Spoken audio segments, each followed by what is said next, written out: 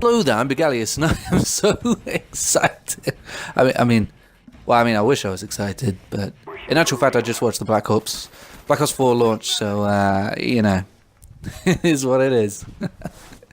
Okay, so I guess I've got to talk about this. Firstly, I want to talk about Black Ops 1, which is the gameplay that you see before you. It's Black Ops 1 on launch with the AK, my favourite game, my favourite map, dude. This was so fun to record this gameplay. And the AK-47 isn't bad either, and Cartman holding his gun is cool. I'm just trying to get all the positive cool shit out of the way before I move on to negative cynicism and badness and stuff like that, because let me warn you now before you get into the meat of this commentary. I say silly stuff at first, like there's big dicks in my butt, but now I'm going to be moving on to stuff that people probably aren't going to want to hear, because there are people who are excited about this launch. For me, I don't like Black Ops 3, so that's the only reason I didn't use Black Ops 3 gameplay, because I know I'm not allowed to use Black Ops 4 gameplay that isn't mine.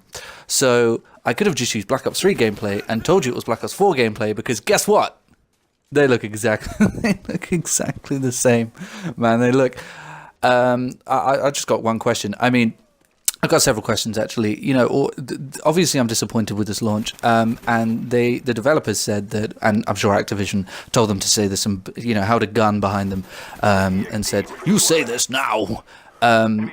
Okay, so the idea was that they had quite a long development time, and they removed the campaign in order to add a battle royale mode, which, yay, we need more of those in the world, in order to add a battle royale mode and focus on a stronger multiplayer. So tell me, what did they do? What did you do to the game to warrant this time off and to warrant a removal of the campaign? Because all of the assets are the same, the guns look and feel the same, and I don't care. So many people are saying, well, you don't know what the game's going to be like because you haven't played it. No, dude, you can tell what a game's like from the gameplay. You can tell what this game is like to play from the gameplay. If Black Ops 1 hadn't come out, you would know from this gameplay what it feels like. I'm not accepting that shit, because it's true. You know exactly how a game plays from its gameplay. You don't watch 10 minutes of a film and go, I have no idea what this film looks like. Of course you do. It's a film. It's visual. It's in front of you. So I know what it's like. It's just like Black Ops 3. Personally, I know a lot of people disagree with this, but I hated Black Ops 3. It was my second least favourite to Advanced Warfare. And let's not even talk about Advanced Warfare. I'll start punching walls and drinking milk. I disliked it. I thought the maps were terrible. They were the worst maps in Call of Duty history. They added wall running, which requires larger maps, as Titanfall proved, because it only worked in Titanfall because it had large maps, and then made the map smaller. So every time I tried to kill someone, they would jump over me and do 17 somersaults and backflips, and I would jump and then hit a game wall and bounce back. Here's the issue. Okay, so they've removed the campaign, which for me was about 70% of the reason. I've been playing Call of Duty games for years, and for me, what is there left? I don't play Battle Royale games because I'm not 12, and I don't find them interesting. They're not for me. It's for a larger topic. I know a lot of people love Battle Royale games, and I made the age joke, but to be honest, a lot of people my age do. I don't get it. It's not for me, and I will talk about that more at some other point. So there's no campaign. The multiplayer, actually, let's present it like this. There's no campaign. I don't like Battle Royale mode. What is there for me?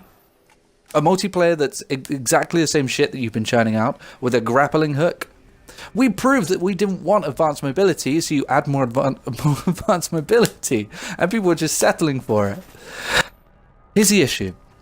The internet it has been living off of this thing that I like to call the free internet pass, where since the internet began, it was this, and wherever you politically lean, it was a very liberal thing. It was the most liberal thing of all time. You know, YouTube created this platform where it was a free platform. There was this free subscription to the largest content provider in the world of all time, and it was just there for you.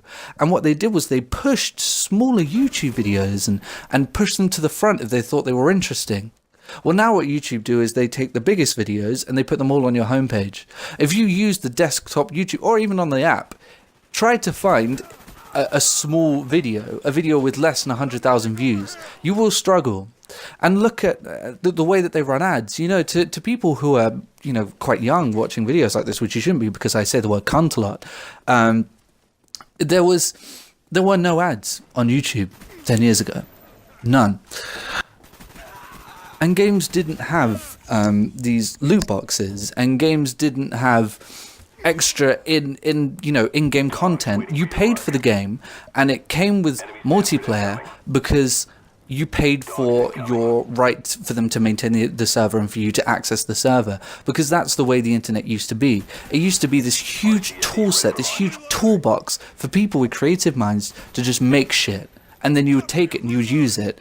And unfortunately, the inevitable happened. The corporate England, corporate America, the corporate world got its filthy claws into it, and you can't make a game unless it squeezes every penny out. You can't upload a video unless it squeezes every penny out of the user and gives it to YouTube, gives it to Activision, gives it to EA. And unfortunately, if you look at gaming and the internet as it is, it's all Black Ops 4. It's all sacrificing things for money.